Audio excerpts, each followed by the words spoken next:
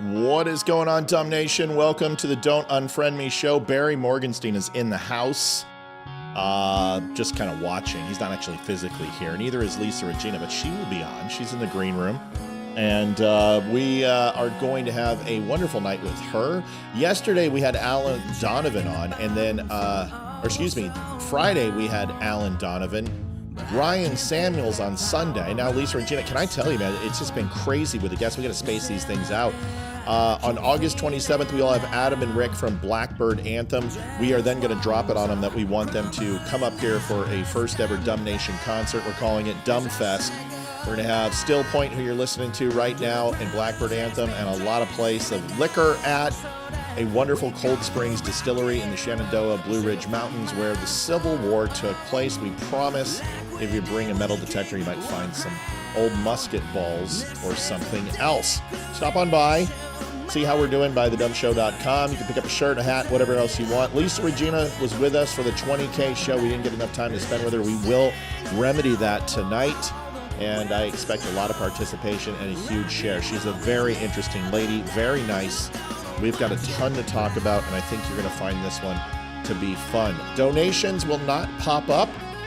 As always, we want to respect our guests, and we don't want them to feel like we're using them to make money. So we are, please, donate like you usually do. Use thedumbshow.com/donate, but we won't be popping those up until 8 o'clock. So make our night smooth at 8. We hate rushing to try to make our goal at 8 o'clock. So if we can make that happen, we'd appreciate it. We'll see you on the other side of 3 minutes. We'll be right back with Lisa Regina. We're going to take us into the 9 o'clock hour. We'll see you in 3 minutes.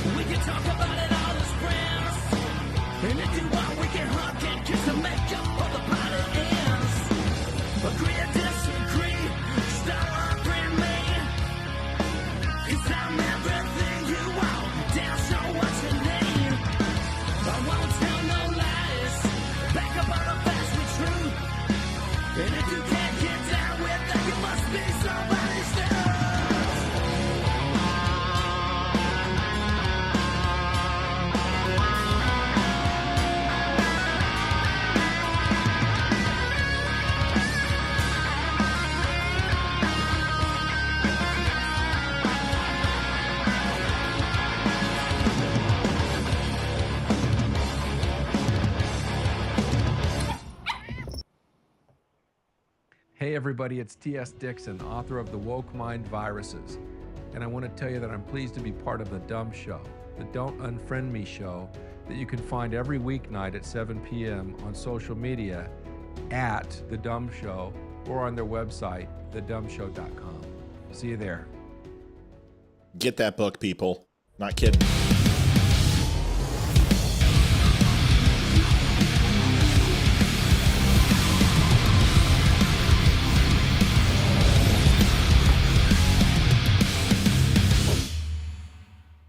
Adjusting transmitter output. This is the Don't Unfriend Me show with your hosts Matt, Leroy, Amy, and Olivia. Geopolitics, military analysis, and election coverage. Coming to you live on all major social media channels at The Dumb Show.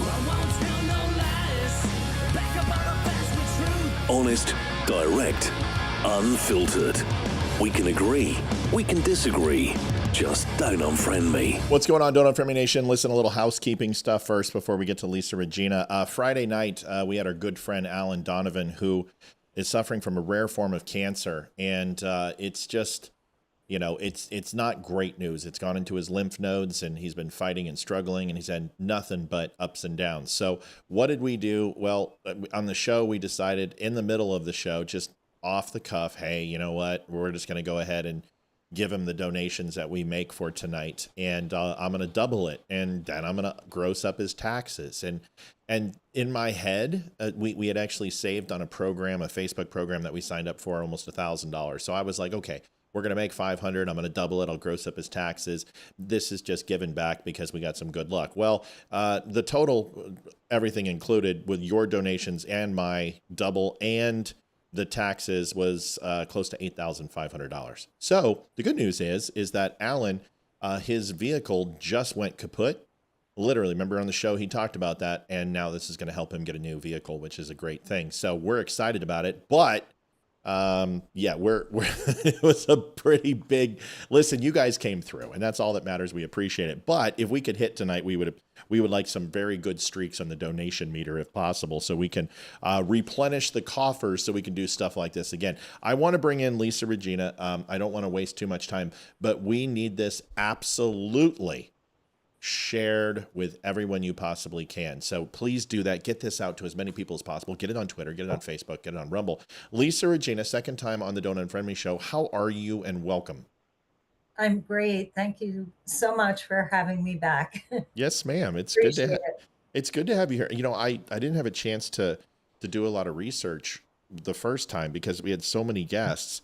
And then I think I put you with Jason Shepard, or I don't remember who I partnered you up with, but it doesn't matter. The point is, we didn't have a lot of time to discuss how many great things you do for veterans, and also some of the things that you've experienced in your life. So I'm just going to give you a minute to kind of introduce yourself to a really great group of people. We've got a very tight-knit group, even though Facebook lies and says that we only have a certain amount. There will be hundreds watching.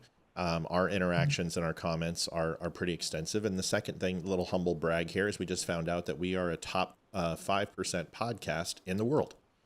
Found that out, that we are the in as far as podcasts growing in the news and political realm, one of the fastest growing podcasts in the U.S. and the world. We just found out that yesterday at breakfast, and it was a really exciting thing. So people will see this. So you have the floor for a minute or two. Introduce yourself and tell everyone who you are. Well, thank you, and congratulations on your podcast growing. And Thanks. I think it's great. I'm a fan. Good. So I started out as an actor, writing, always in creative arts. I became an advocate as a result of my assault that took place April 2nd, 2005 in New York City. I'm lucky to be alive. I was assaulted by my then fiance 2 months away from my wedding. So the following year, that's what inspired me to start my 501c3, A Right to Heal, using those skills that I've always loved and enjoyed to heal and help others heal. Mm-hmm. How, I mean, there's so much. I mean, usually when I get a guest, it's like there's one, specific thing that they're good at. Barry is the only thing Barry does well is take photos. So, it's really easy to interview Barry. Sorry, Barry. We love you, buddy. He's great at that. But your career in acting, teaching, and directing, tell me about your life early in Philadelphia and how you kind of matriculated into the performing arts. Was it always that, or were you have parents who were like, you need to be a doctor, or you need to be a lawyer? What was it for you? Look, Matt, I come from a blue collar upbringing. My dad was an excavator. He was an old school Italian American, construction worker, and, patriotic. He served in the Army. He never spoke about his service, but he did serve. I started out in acting, at a young age, as a young teenager. As a matter of fact, that's how I met Barry Morgenstein, who I consider family. He's like a brother to me. Oh, then we'll be nice. We'll be nice. I was working on All My Children in New York City. At some point, I did leave the South Jersey, Philadelphia region, as an actor, and moved to New York City to pursue my acting. And I was working on All My Children, and the casting director called me in his office and had me read, some sides. And I saw these beautiful headshots, and he told me all about Barry. And I went to Barry for my first headshot in New York City, and we became friends, and we're still friends to this day. My husband and I are good friends with he and his wife Shelley. But acting was just something I just knew I always wanted to pursue, and writing. I was always writing, and that's how Heroic Episodes came about. And oh yeah, Joe Mantegna, we love him. What a great guy. What a true patriot. A real guy. Real down to earth guy. Yeah, it's funny you mentioned Barry. I don't think, and this is the absolute truth. And I've never met Shelley, but I feel like she's a cheerleader for us, and she always likes my pathetic Instagram page because I can't grow on Instagram. I mean, like literally, I swear to God, I just want to find the syphilis code so I can grow and continue to grow, but I just can't grow on that damn page. Yeah, that would be great. Let me know when you find it. I don't know what it is, but she likes my stuff, as and sometimes there's only one heart or two, and it's Barry and Shelley.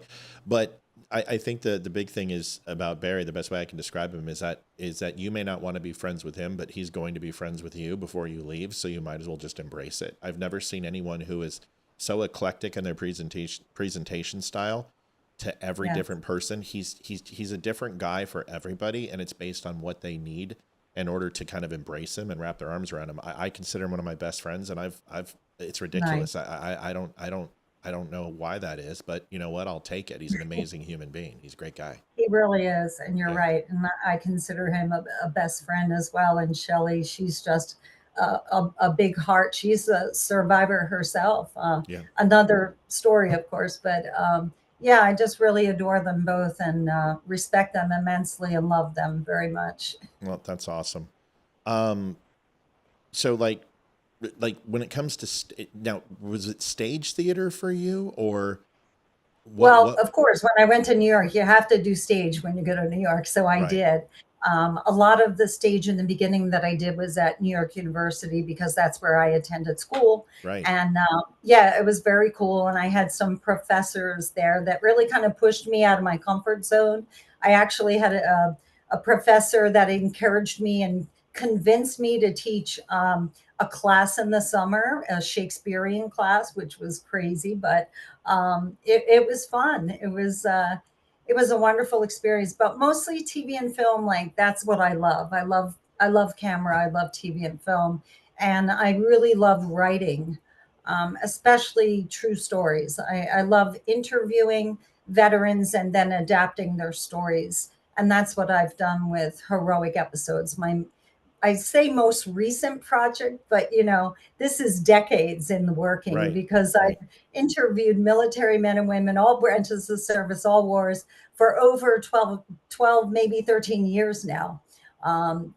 Because if I'm going to write about someone, I better learn about their damn life, right? And what their world is like. So that's the research. And I'm pretty dedicated, devoted, and relentless.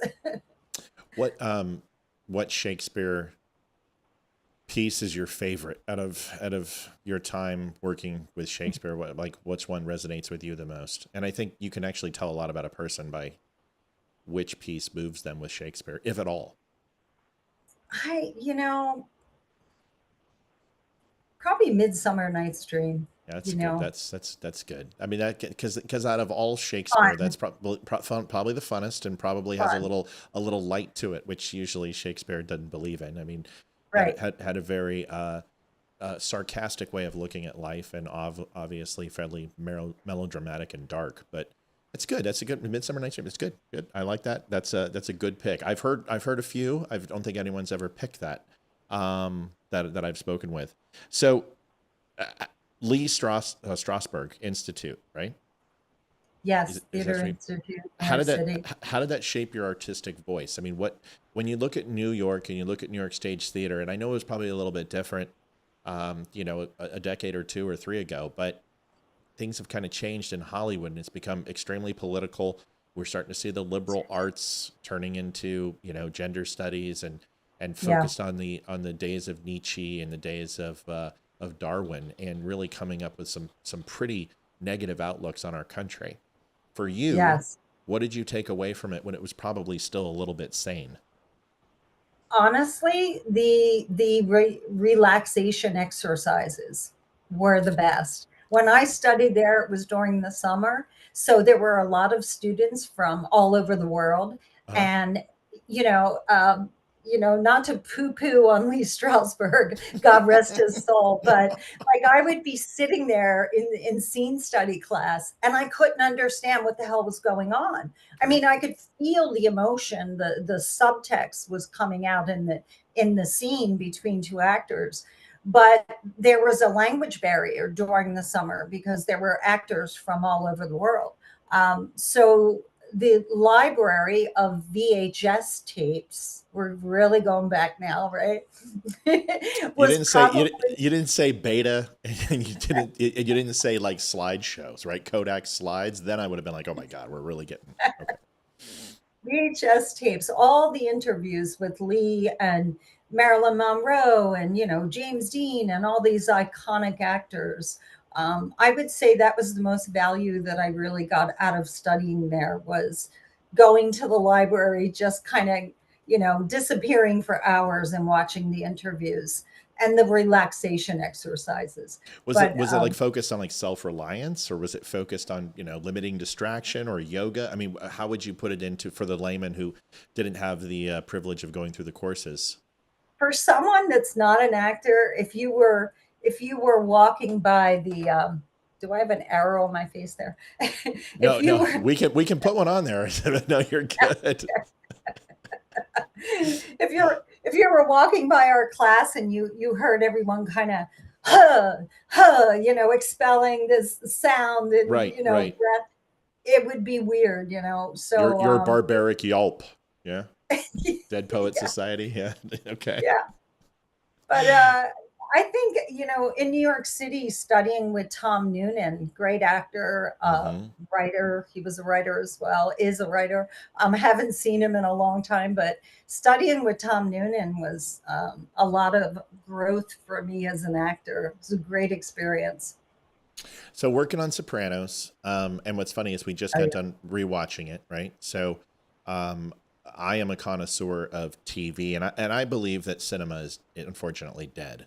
I don't think cinema will Mhm. ever be back to where it was. Just like I think the legacy media will never be back to where it was. Podcasters and free speech media is going to ultimately replace the legacy media. But I do truly feel that Netflix and Amazon, and although extremely expensive, have really unlocked the key that HBO figured out, is that long form content is really where it's at versus a 2 hour movie trying to shove everything into one spot. So you worked on Sopranos. Mhm. Um, wh- I did. because to me, I think Sopranos, everyone hated the ending, and I think it's the greatest ending in TV history.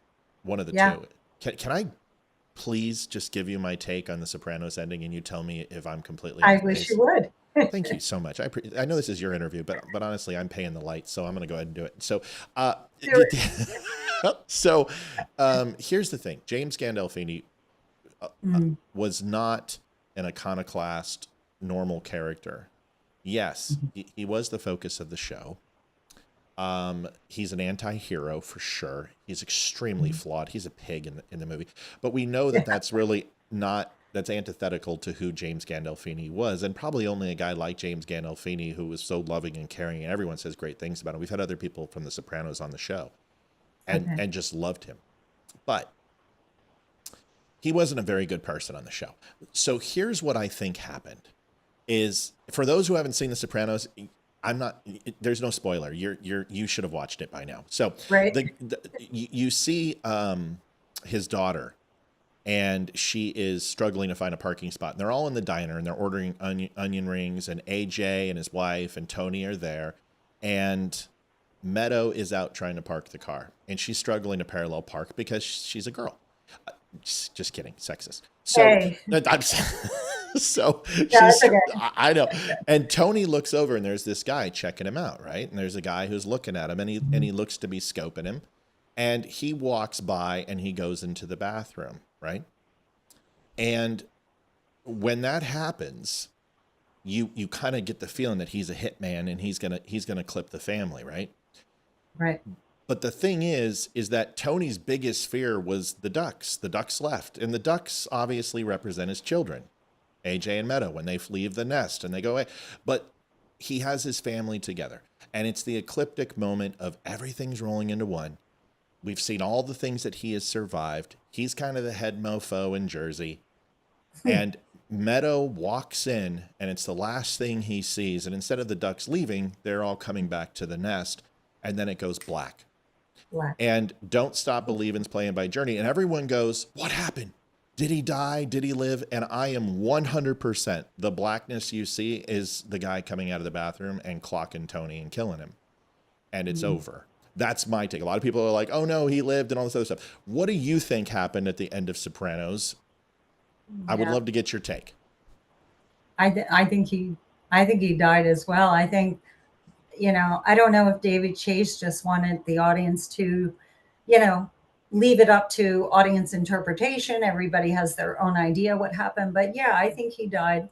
I hate the fact that he died in real life. That breaks my heart because I spent a lot of time on set talking to Jimmy and long hours. And I love that, I'm getting off topic, but I do love that he would put his arm out and go, let me buy you lunch or let me buy you dinner. And we would walk down to the cafeteria in Silver Cup Studios and, eat and talk. And there's no doubt in my mind, if he were alive today, he would be a producer on heroic episodes. He loved our military. We know he had a great respect, and he would love the project. He would. But yeah, I think it was Tony Soprano's death, that blackout. That's what I interpreted as. I would love to interview him, and because that's the one question is what's your interpretation? Because a lot of people are like, well, did the ducks ever come back? I'm like, the ducks were the kids. I mean, that is his own metaphor. Father. Yeah, it was just that metaphor, that symbolism was there. What is your off topic is nothing. We don't do that here. Everything's off topic. So with James Gandolfini, what do you think is the one thing that people had no idea about him that you got to discover that you would like to share about him?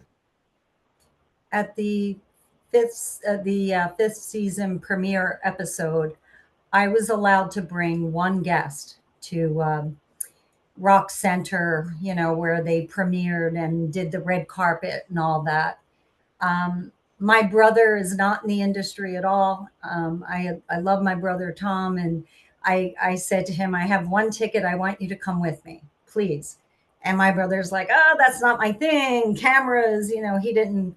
And I'm like, please, all these decades, my brother worked for Amtrak for years, retired, such a wonderful father, and had his own business. And so anyway, I convinced him to go. We pull up in the car. There's red carpet, cameras. And I grab my brother and I drag him onto the red carpet. He was like resistant. And when those cameras, the big cannons started, he looked like he was being shot. My brother was like physically in pain. But it was fun. It was fun. And we got inside, and I remember, introducing Jimmy to my brother, Tom. And he looked at my brother. He goes, oh, what are you, an actor too? And my brother said, no, I'm a plumber. That's right. That's great. And Jimmy just grabbed him and said, all right, let's talk. And he pulled him out of the crowd, and they just hung out and talked. And, he didn't like the whole, celebrity. All that. He was happy talking to my brother, Tom, the plumber, and just having, casual conversation. He was just, I think that's something, I don't know if he talked about, that or not, but that's what I learned. But what I loved about him is that, we could be on set, myself, Jimmy, and his stand-in lying on this bed waiting for an intimate scene that they had to shoot. It was a closed set, and we were just like three kids staring up at the ceiling in this bed. And we start talking about family vacations. And Right. he looked at me, he was like, "Did you ever go camping?"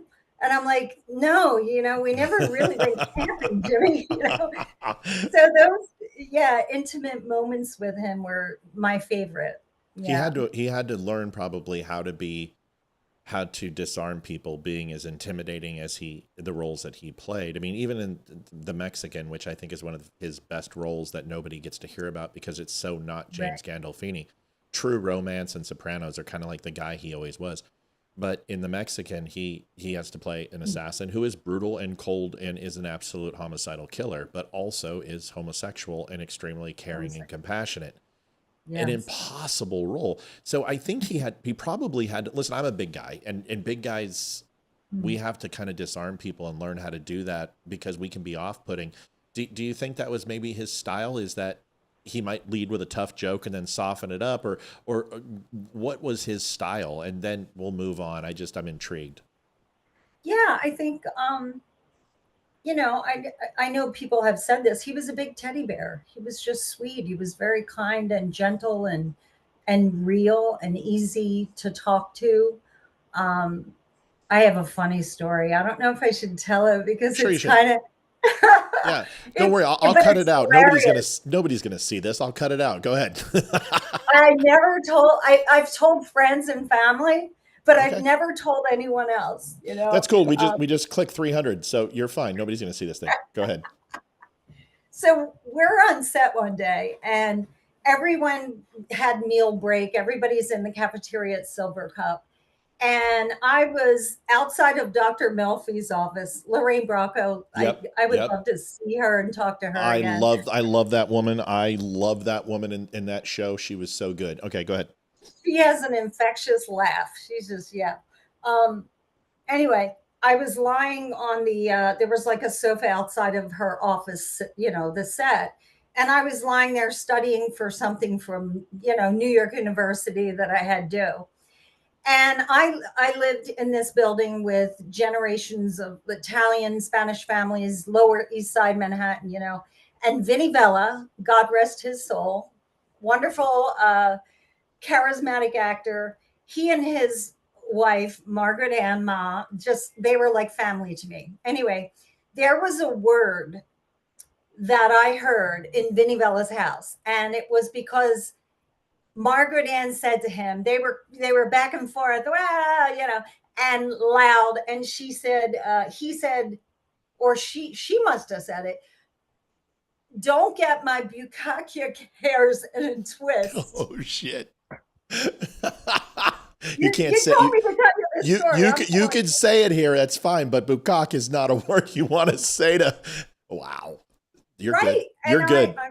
I'm telling you the story. So I was naive. I had never heard that. My family's Italian. I've heard some curse words. I knew that, all that was bad. Right. So I'm laying there on the couch and I'm studying and resting. And I hear Jimmy on the other side of the wall. And he's going over his lines. And he gets to that word. And he's pronouncing it a few different ways.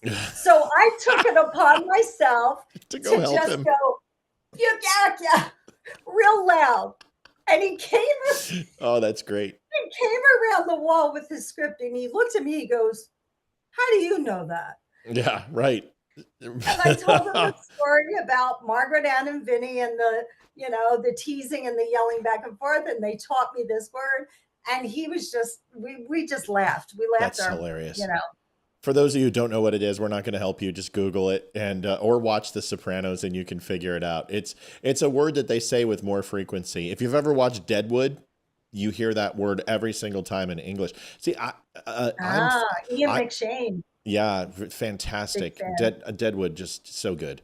I spent some time overseas, and pretty much that word, the "see you next Tuesday" word. I was in England. I was in Australia, New Zealand.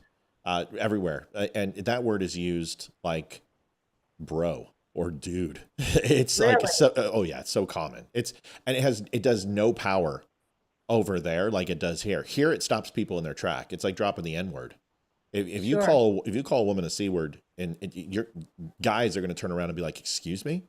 Yeah. But in Of Europe, course. that word is as Yeah. common as pretty much everything. So everyone, whenever your buddy doesn't come up, he's like, "Ah, you're being a see you next Tuesday," and Yes. it's pretty common. So in the Italian Funny. culture, It was very funny. It was just the two of us, and it was a funny, intimate moment because I That's knew how to great. pronounce it, and I was probably the last person on set that he thought would know how to pronounce that. Yeah. Well, I'm glad you're there, because ultimately, now James, you know what? We're going to move from James because I want to talk about you. I've got so much to do, but this could be a Soprano show. We'll have to do it because I'm a big fan and I love TV and I love Hollywood. And my first podcast that we did was the Nerd Fat podcast, and it blew up. And I Really? was working for Apple, and honestly, if I would have kept it, it probably would be rivaling Kotoku and Chris Hardwick's channel, because that's how fast we grew. We were in that time where video games were blowing up in pop culture, and we hit 350,000 followers in 3 months. I mean, we were just killing it. And then Wow. Apple is like, well, you have a no compete clause. You can't collect money from, and the only place that you could get money, there was no Spotify, there was no Spreaker podcast or iHeartRadio podcast. It was all iTunes. That's the only really place you could get podcasts, and they were the only way to monetize. So they're like, you can't do it. So I made a choice. But anyway, moving into more of a serious topic, 2005, you've been very outspoken about your assault and the trauma that you endured in 2005. And I'm not pulling up pictures. I had a chance to say, and it just makes my blood boil to a point where I feel like I'm Bruce Banner, and you won't like me when I'm angry. I don't like abusers, and I don't like people who touch women. And listen, I'm not going to say that women don't deserve a stern talking to, or I'm going to slam the door or put my fist through the wall, because I've done all those things. But the moment it turns to another vile and just absolute blatant disrespect, I can't stand it. Can you walk us through, how has that shaped you as a person? How did that change your acting career? How did that change your faith in humanity? I just want you to maybe help us understand how that has really shaped you as a person. Yeah. Well, I'm grateful to be alive. I'm here. I'm talking to you. Every day, I thank God, and express my gratitude to live another day and to be able to survive what I went through. It was 2 months away from my wedding. I don't say his name because I don't like to spotlight him, but it's easy. Google it. You can see it was highly publicized, and um, the most painful part, we were, it was 2 months away from the wedding. I had my wedding gown, we had invitations, the wedding was set, everything. And this is an individual who I considered a friend. We started out working together. Actually, the late Tony Lobianco had cast me in his play, the ArcLight Theater, Upper East Side of Manhattan, and he was in the cast. There were about 13 actors. It was a big cast, and we met on that at that reading, staged reading. He asked me to coach him because I've been an acting coach all these years, and I started coaching him, and we developed a friendship. Do you And I think got do you think he asked you because you look the way you do, or did you think he asked you because he actually needed help? I don't know. I don't know. I guess he had intentions, I guess he Sure. had, you know, um the very first thing he said to me is, "Oh, you're an acting coach. Are you any good?" And I said, "Yes, and I'm very expensive." So, Nice, good for you. Yeah, so I always like to just kind of break down the psychology of how it all started, because you want, because guys, we're chicken shits. We will use any excuse we can to talk to a woman, but usually it's yeah, under the guise of something else. Okay, go ahead, continue. I think you're right. That was probably initially the thing, the agenda. But as I started coaching him and showing him that I was serious about coaching actors and passionate about it, and very good at it, I think that he valued that, which is Mm, why I remained his coach for a long time. And then we developed a friendship. And then from that friendship, we developed an intimate relationship. We got engaged and we were getting married. And it's not that How uncommon. long was that? Sorry, Lisa. How long in between from when you first met on set and started coaching till to being Um, betrothed or Probably like almost? a few years. It had been a few years, maybe 2.5, 3 years. Okay, so you knew this guy. Like you I knew had. him and never saw any signs that he would hurt me, physically abuse me. He had a temper, but hey, I grew up in an Italian American household. I was used to loud. I was used to passion and expression like that. So to me, it wasn't anything unusual. Actually, it was the thing that drew me to him because I missed my Italian family, Of my big course, of course. Sunday macaroni dinners. I missed Right. that. My mom And died when I was young. I was 18 when my mom passed, so the family, broke apart, and that feeling of big Italian family getting together every Sunday wasn't there. right, Um, and that drew me to him. We had a lot of commonalities, and also in the film industry, you're on set with someone 14 right. hours, 10 hours. You wind up Yeah, having relationships, sure. because you get each other, you understand each other. There's no way someone working 9 to 5 is going to understand you working 15 hours and Yeah. um And you speak the so language, it right? I mean, you guys speak the shorthand. It's like you understand sure. what you're doing and you don't have to explain. And but at the end of the day of working a 15-hour day, the last thing you want to do is come home and talk about your job. People who are in Yeah. the industry probably know it. So he never showed any signs. He was boisterous. Probably you guys had He some would, maybe some raising of voices, but no physicality at yes, all. no physical, no, but he would. I think I know what happened. I mean, this has been a long time, and I've gone through education on domestic violence and learned. I think when he would act up, he had a serious radio show. Little Stevie produced it, and when he would act up, I kind of fell into the role of the diffuser.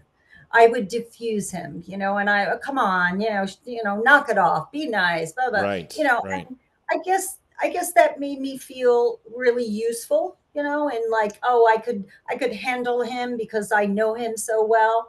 Um, but that day, April 2nd, 2005, there was no diffusing him. He started to assault me inside the vehicle. We were leaving Manhattan. We were heading towards Holland Tunnel. We were going home to meet my family. They had a dinner at a restaurant planned to celebrate our engagement, our wedding plans.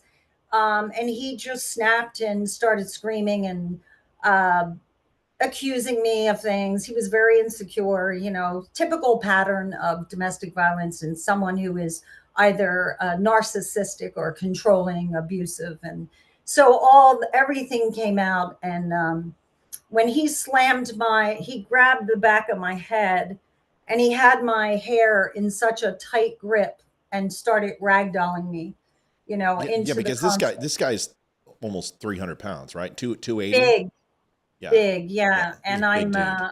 yeah, I was a lot thinner then. I guess I was a size 2 then. You're just like my wife, whatever. You're not fishing for compliments here. I'm not going to do it. I'm not going to give it to you. So knock it off. Okay. Yeah.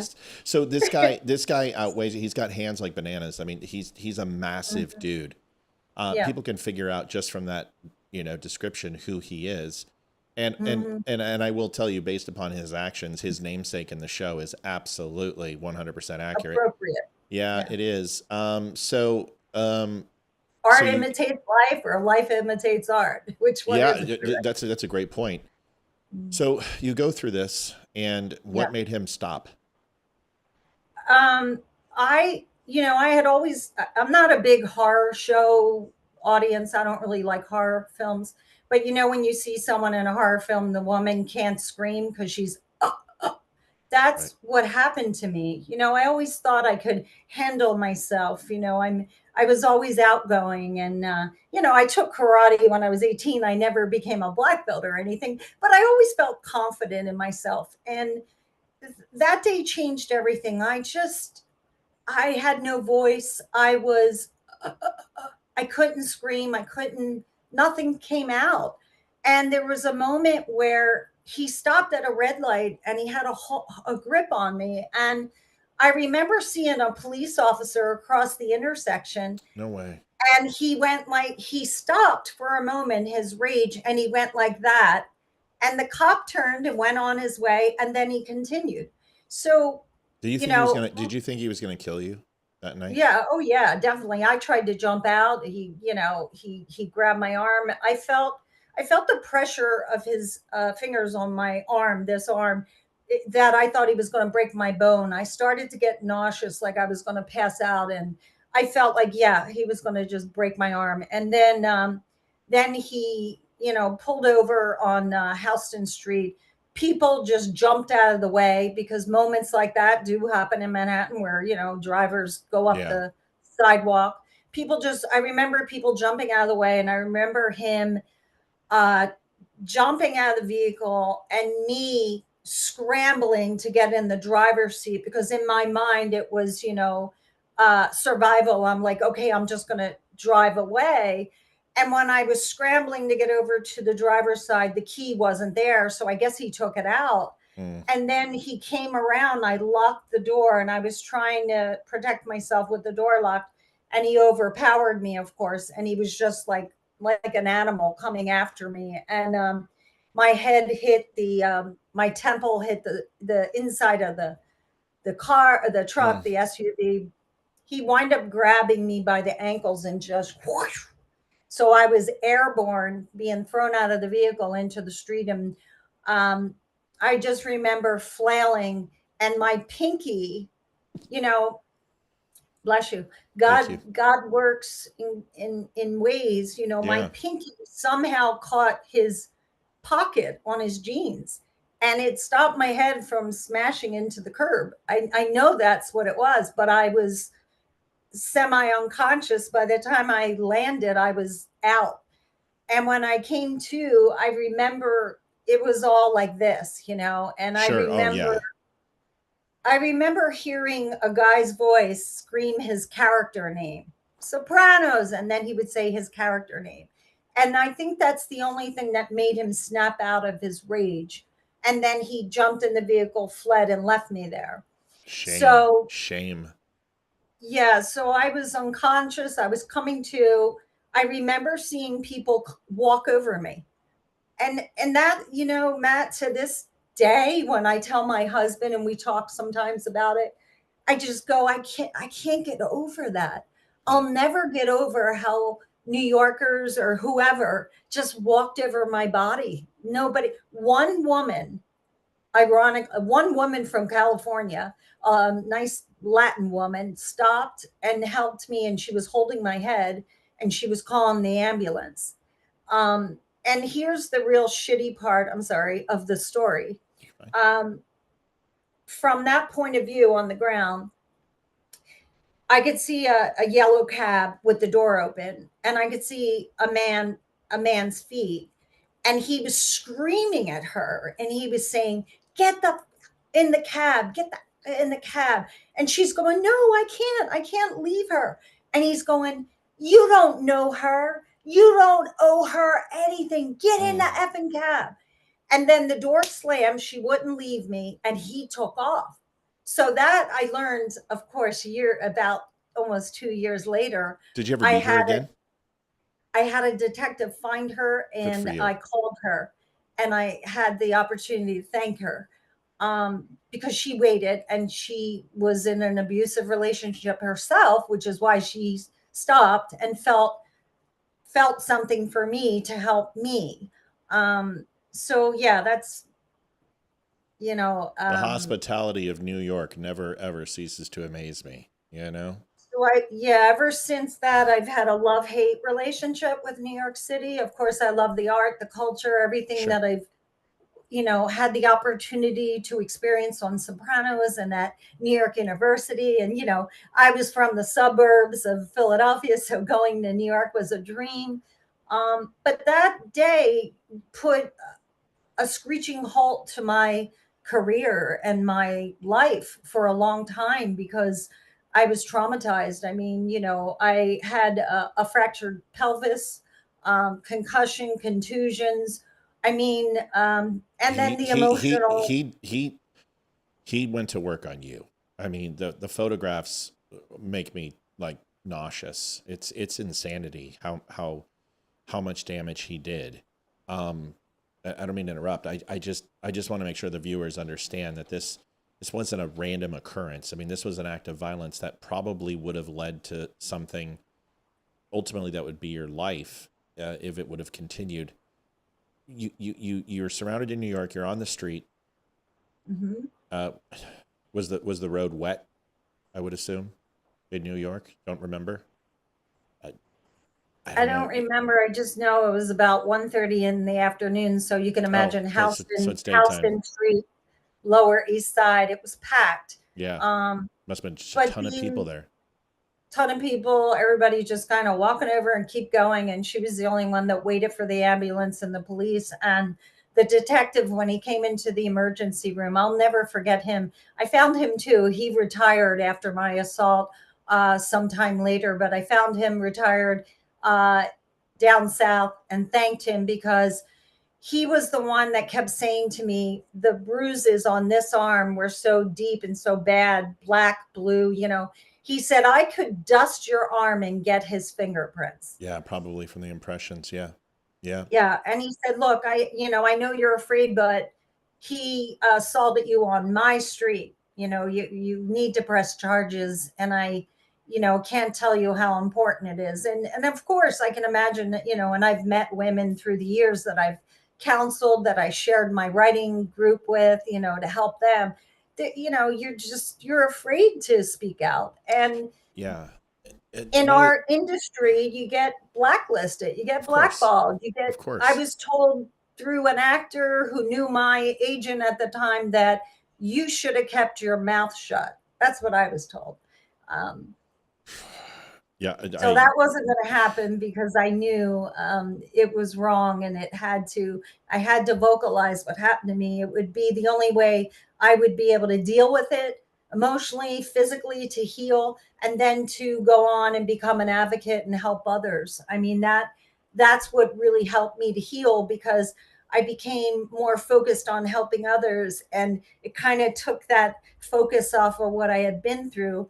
I mean, I had to deal with it, of course, but it was the empowerment of being able to vocalize what happened. And I did that in a stage performance and one woman show that I wrote based on my story, my survival. But most importantly, all the stories of women that I met who had been through horrible domestic violence situations. I adapted their stories to monologues, and we staged those stories.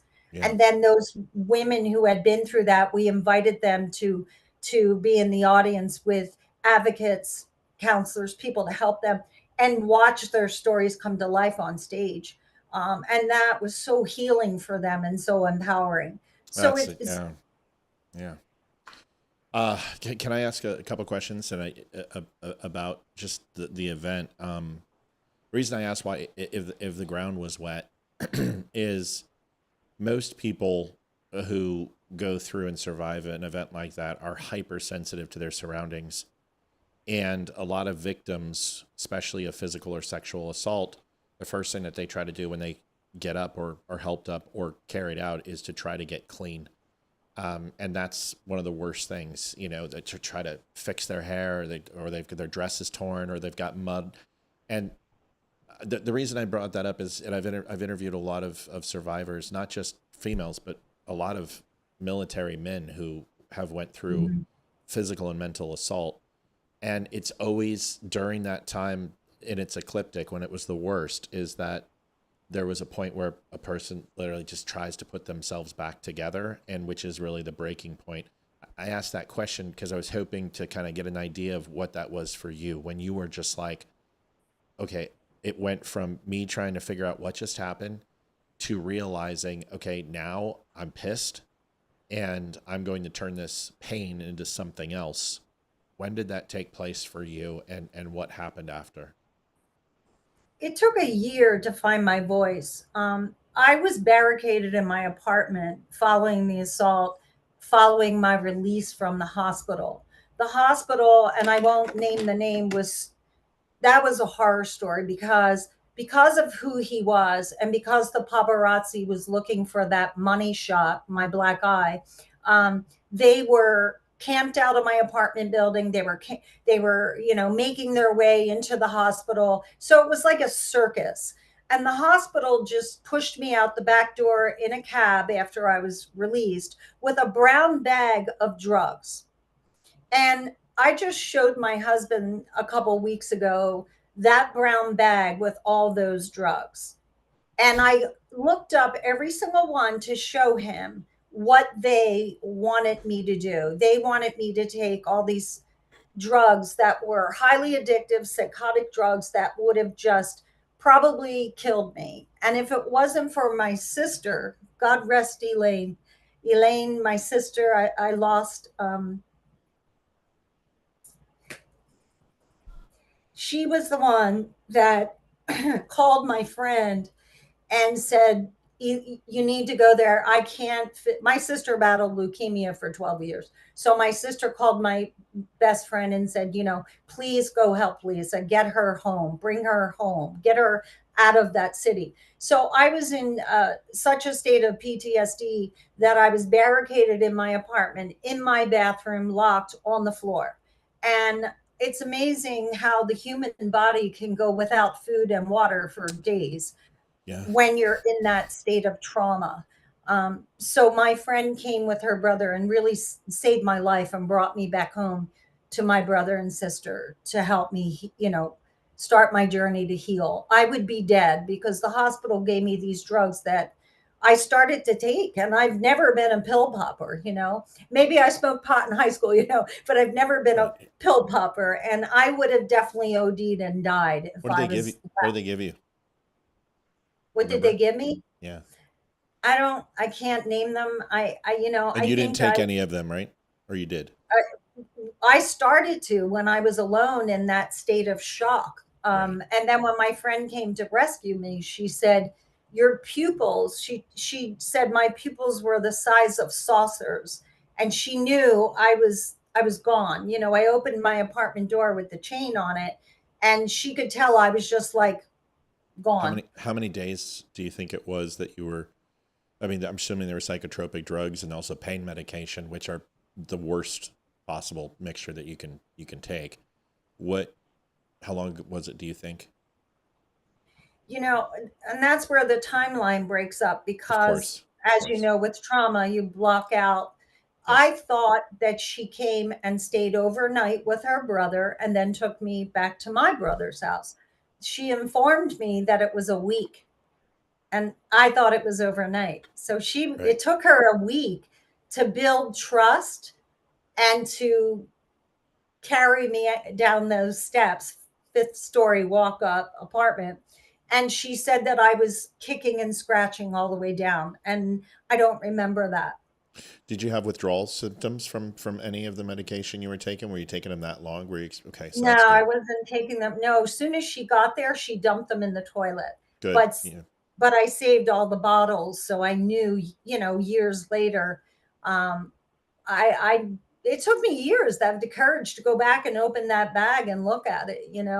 I didn't want to go back there and look at it, but I'm strong enough now that I was able to, and I'm married now, Yeah. 3 years, September 10th.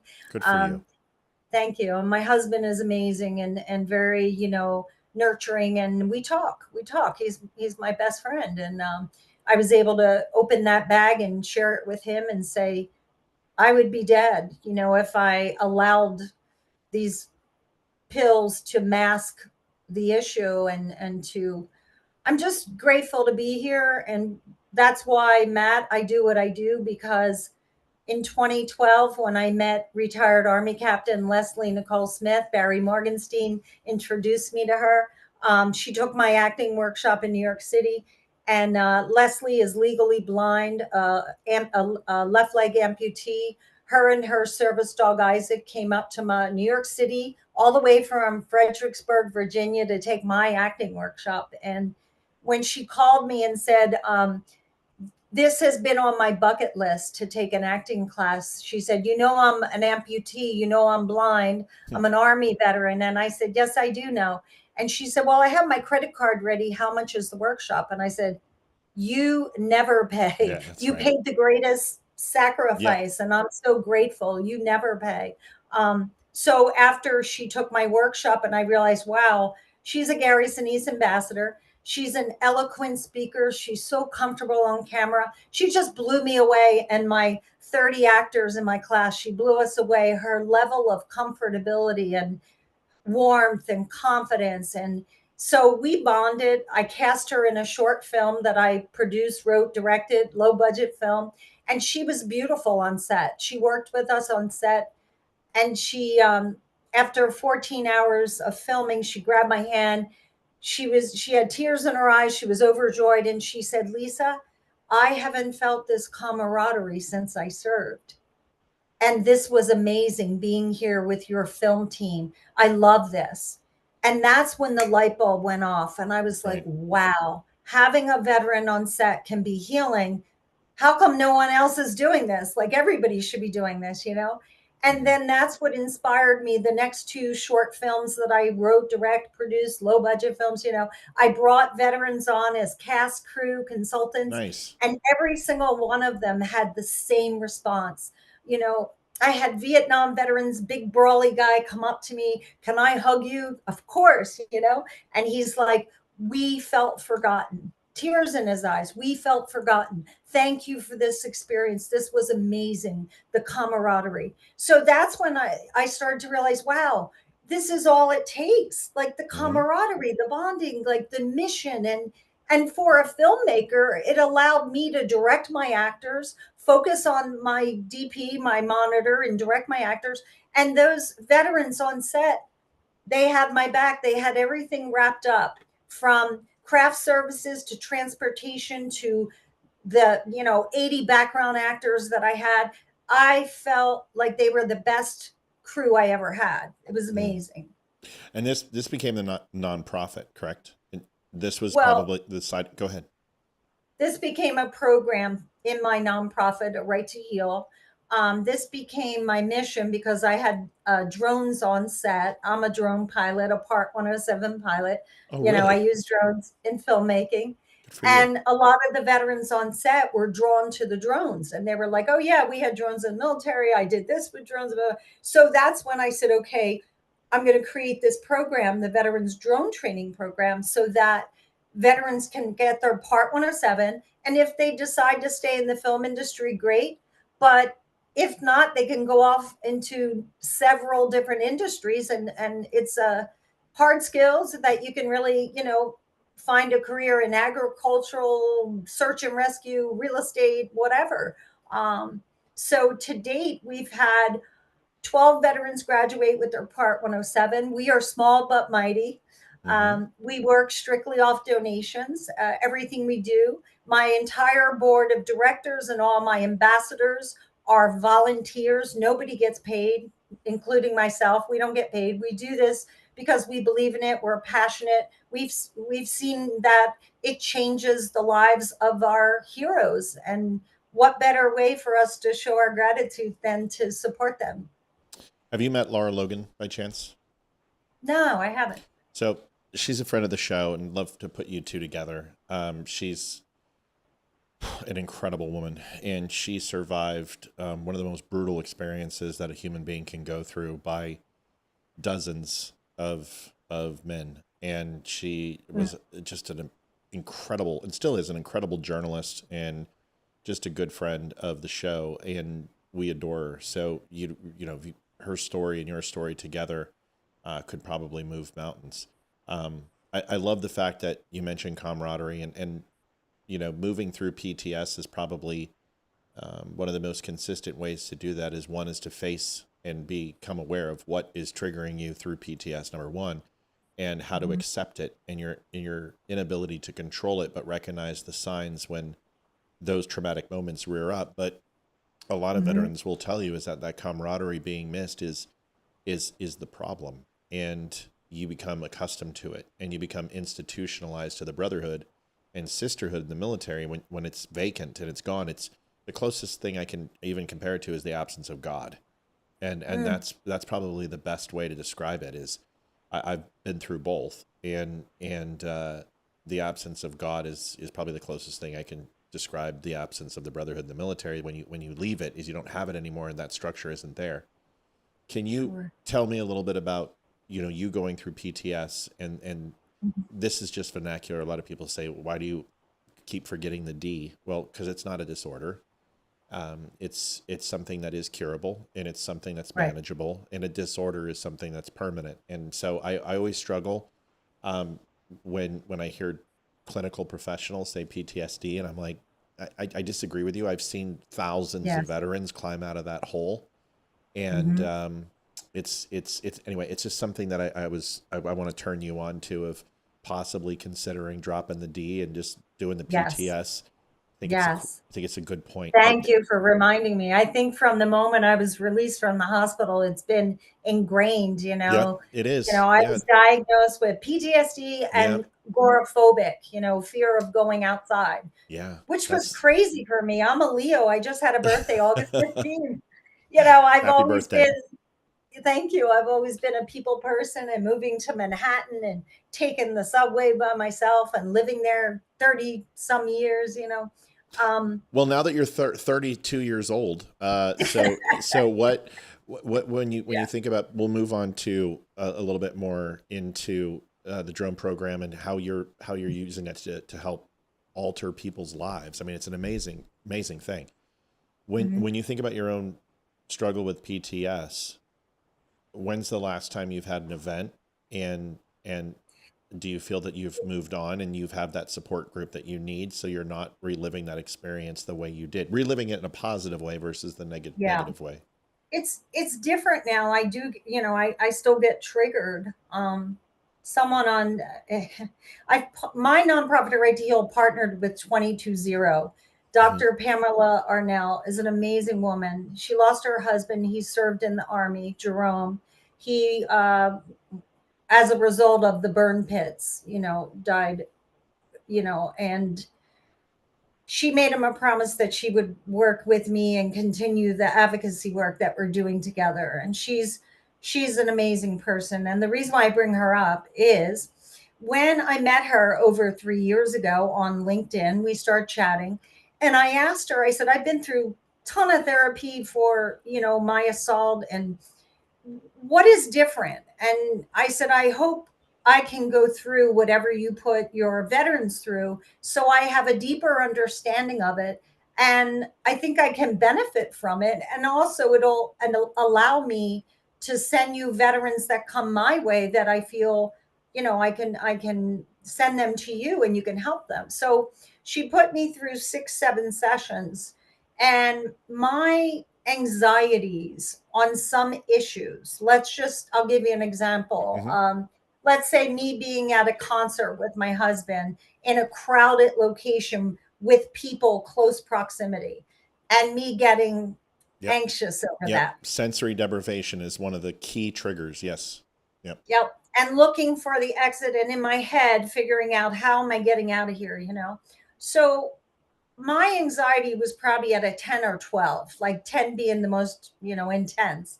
By the time I went through these sessions with Dr. Pamela Arnell from 220, she had me down to a 1 or 2 on Wow. these. Yes. And now, after going through that, like I said, it was 3.5 years ago when I met her.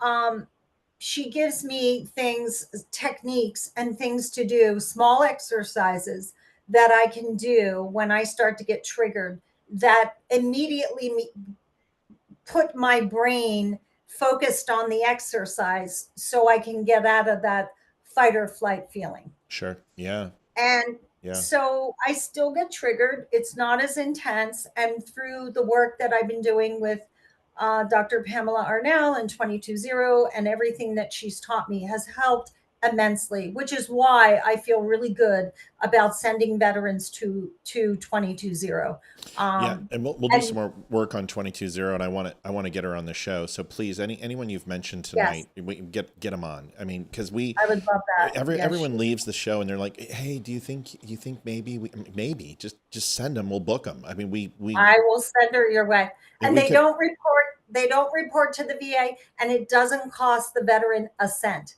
Yeah, So I mean, that's a good thing. yeah. What the triggers with PTS are, they're insane. I had no idea what triggered me, and I didn't know what it was for years. And surprisingly enough, I mean, probably 15 years, I didn't understand what my trigger was, and it was so obscure. But mine is a tinny sound of like a plate or a pot and pan hitting the floor. Mm. And Wow. imagine being in a like linoleum and you have like a basement and you hear the echo. That reverberation and that echo completely sets me off. I mean, to a point of like rage. Like I can't function. Wow. And I've learned how to cope with it. And when I hear it now, and we actually have a basement with a linoleum floor. So whenever the kids drop, like they'll drop a PS2 remote in the other room, and that sound to me sounds like a shotgun going off in my ear. It's not quiet. It's not, and people don't understand it. They're like, dude, that sound is no big deal. I mean, it happens every day. But to me, it sounds completely different. And there's other sounds that can do it too. When you think about the work with drones, when you think about A Right to Heal, when you think about 22-0, right? Is what you said? Yes. When you think about these programs, what do you think the next step and the next evolution for you is? Like when you sit and you're at home and you're like, okay, I've got to take this to the next level. And this is what I know where this podcast needs to go. I know exactly where it's going. I'm driving it and I've been driving it for 4 years and where I am is exactly where I intended to be at this time.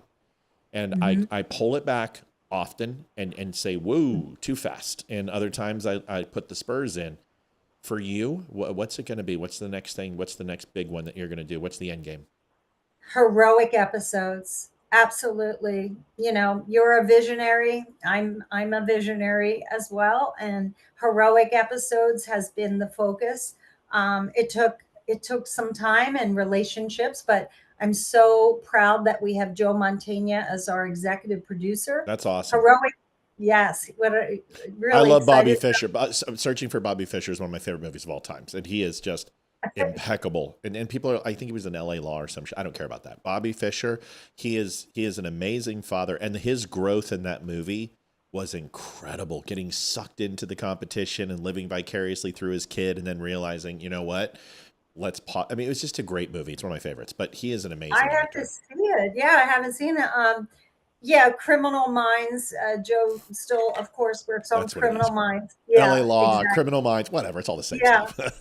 But you know, God has a plan. You know, that's my belief, and this plan is no coincidence. That experience I shared with you with retired Army Captain Leslie Nicole Smith when I met her in my acting workshop back in 2012. So here I am, project forward all these years. Leslie and I are still dear friends. You know, we talk all the time.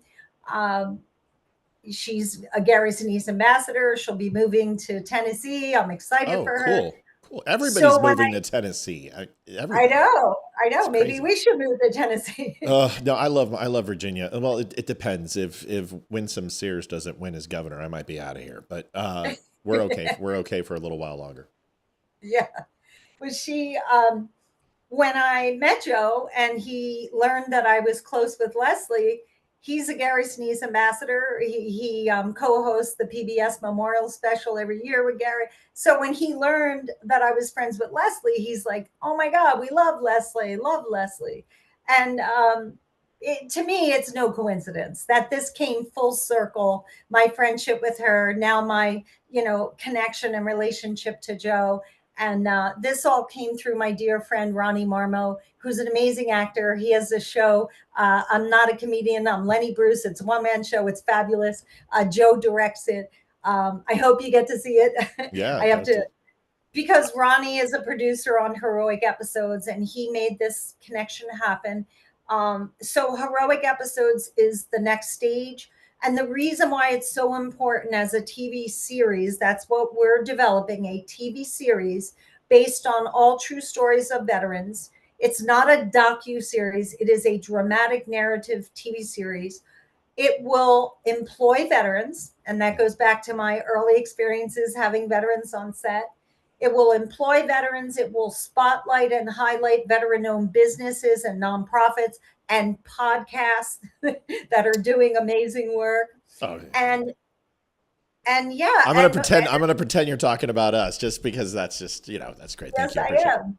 Thank you. And then it'll also have links to essential resources for our heroes and their families. So it's more than a series. Of course, it'll be entertaining, and the stories will be inspiring, and it'll be an ongoing series. I have a good friend who I happen, I'm not going to give you my resume. I've worked with most 501c3s. In fact, I'm familiar with yours long before you even came on the show. I worked with Flags of Valor for a long time. So Flags of Valor works intimately with every 501c3 in the country and provide wooden American flags to our veterans and our heroes. We've handed more to Gold Star moms, and just an amazing company. If you guys haven't seen it, they're great. Percival Flag Company is also good friends, so make sure you go over there. But Flags of Valor is a great organization. Brian Stortz is just a really good dude. But I think when I think about what you're doing and working with vets in particular, I think that the one thing you're going to find is that veteran groups are extremely selfish when it comes to their businesses, and they kind of covet their traffic, they covet what they do. And I think if someone could teach and help them understand that camaraderie that they experience in the military, and joining forces. I mean, Grunt Style and Nine Line working together, hiring our heroes, working with the Purple Heart Foundation, Gary Sinise working with Tunnels for Towers, and bringing these groups together to really have that Lollapalooza or Farm Aid moment. At least I could think of no better ambassador than yourself. You have an affable nature, and you are a great speaker. And I think you have a good perspective and of a story that relates to people, maybe not from a veteran perspective, but your passion of being able to relate to what they went through. I would recommend, if you can find a way to start bringing these people under one umbrella, it would be an amazing thing for our community. That's what I want in the series, because if anyone from any of those organizations or any of these nonprofits are listening, think about when you're gone.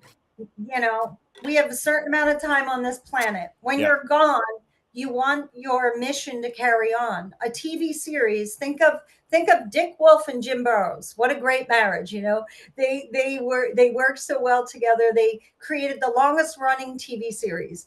TV is a medium that can transcend generations and live on. So when we're gone, our missions can live on, and we can have an impact on our heroes and their families and provide the resources and the platform that they need. And only TV can do that, which is why we want to keep it independent, which is why I was thinking about how Tunnel to Towers does $11 a month. So we started a Just 5 campaign where we want our mission, our objective is reach the masses and ask for a small donation from a lot of people. So where can people go to sign up for that? Can you give Right to Heal, and just click on the donate button, and it's all right there. A Right to Heal. And I always do this because it's not RIGH, it's WRIT.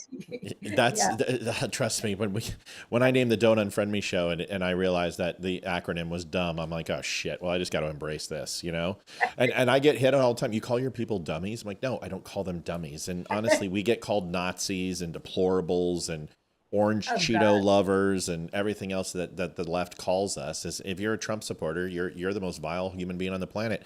I have a person you need to interview, and I was just thinking of all the people that I have interacted with. His name is Will Fisher, and Will is a Force Recon Marine, and he also is in the Army. So he has, I think, 9 deployments, but he had his leg removed because he had serious injury in the military, and in order to continue to do what he wanted to do, he had it removed. And when he got out of the Marine Corps, he then worked in the Army as well and did extensive time in both. But then when he got out of the military, he became a police officer without a leg. And then after that, he volunteered for the fire department. And he's just one of those people. And then most recently, he was in Taipan diving because he's force recon. So he was diving and bringing up remains for President Trump to find World War II military veterans who died during Midway and other battles in Saipan. Wow. And it's incredible. And so he's just a good human being. Suffers from PTS. I mean, there were times Hmm. when we worked together that we would go outside and literally have the intent to beat the hell out of each other. I mean, he's a good human being. I love him. He's a brother. But his story is amazing, and I think you would really enjoy speaking with him. So I'm going to send you I his would love information. love to speak to him, and just so grateful that he continues to serve Yeah, yeah, despite his losing his leg, and continues to serve. And that's one of the storylines in heroic episodes, a veteran that goes through that amputation, that whole emotional and physical journey. I think that what's really important is that moment with Leslie, going back to retired Army Captain Leslie Nicole Smith, when she shared what she went through, and then I shared my assault and the details in an intimate conversation. All of a sudden, civilian and veteran bonded, right. came together, Yes, formed a friendship, had an understanding and a trust that is for life. And stories of veterans who are inspirational, that go on to serve as a police officer, and everything that you just shared with me, that that is inspiring. That helps someone else to heal, someone else who is feeling the way I was feeling when I was alienated in my apartment, feeling like my life was over, or anyone. It provides hope and healing, and that's really what the series Heroic Episodes is about. And there's dark humor in it, because I've learned about military humor, and some of the dark humor. oh And yeah, do you watch my show for more than 5 minutes? I mean, people are just like, "Holy crap!" I mean, because I don't care who you are, Jewish, lesbian, straight, Catholic, Christian, white, yeah. everybody gets hit, and I don't, I don't have that mentality of being politically correct, and it probably holds me back, and I'll probably never be syndicated because of it. But I don't really care. When you're No, talking about just the, be you. yeah, we'll try to be. When you talk about the veteran and civilian mix. Salinity stratification. So water, fresh water, and seawater not being able to mix together, and creating a saline point where they are unable to mix because of the Mhm. properties. That is truly veterans and civilians. And although we may never mix and constantly be fluid, we are the Mhm. same. We are the same property at our most basic common level. And I think that's the most important thing for citizens and veterans to figure out is what commonalities do you have, not necessarily what keeps you apart and unable to mix. Exactly. Yeah. And So that, I really believe in my heart that the Heroic Episodes will offer that, not just, bringing us together, but the human relationships, right. and the healing, and the hope. So you can go back 20 years, and we'll end on this, and then I'm going to give you your time to say goodbye, say hello, say whatever you want to do. So you go back 20 years, and you have a chance to talk to Lisa Regina Hmm. and tell her something. What are you going to tell her? Heavy. Take your time. Don't feel rushed. This is the one where you can't. You got to take I, 10 seconds and think about it. yeah, I'm going to take a sip of my drink here. I You think, should you should pound it. Just kidding. chug, chug. No, no. When you come out here, we'll have some very, very good whiskey. So Oh, nice. Well, my husband loves bourbon, and you know, he's amazing. get him out here and get Barry and Shelley out here because they've been promising, but it's okay. They're on watching. I'm making them feel guilty. But what would you I say would, to I would Lisa tell 20 years Lisa, ago? yeah, Lisa Regina Armando, my married name. Got it. I would tell Lisa, um, it's a good thing, and thank God you did surrender to God and Jesus as your savior, and it's a good thing that you learned how to forgive, Mm, because I did see my ex, who assaulted me 10 years after my assault, mm, and my sister was still alive at the time, and it was an audition for a film that he was in. And Wow. my sister said, "Are you sure you want to do this?" And I said, "I have to do this. Good. I have to because I did nothing wrong. I survived, and that's amazing. And I want to be able to look at him and say, I forgive you, so I can move on with my life and heal." Did you say anything to And him? I did. And of course he said he was sorry. And I said, "Don't apologize to me. You'll have to deal with a higher, God, and your forgiveness is going to come from a higher level, not for me, but I forgive you because I need to move on and heal. And Good for you're you. not your mental wellness, whatever you're dealing with, is not Right. mine or my responsibility to Right. It's fix." inconsequential to our relationship. Yep. Good. Mhm. That's good. So I would pat Lisa Regina 20 years ago on the back for being able to get over the hurt and the anger, because after the pain and the emotional trauma and the healing, I was angry. Yeah, of How dare course. you? Because we're taught from when we're toddlers, when we're kids, not to hit. You don't hit, you don't express yourself by, you know, assaulting or hitting or Well, occasionally, but they're very different circumstances than what you went through. I think people need a good rap in the nose once in a while, but it should be from like-minded combatants and equal weight classes. And what that guy did to you, he deserves to feel like shit. And here's the thing: was this just between conversation?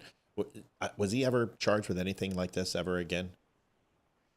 um not that I'm aware of after my assault, but I heard that he was before, many Oh, years before. okay. So this is a pattern. But Well, yeah. I don't Listen, know.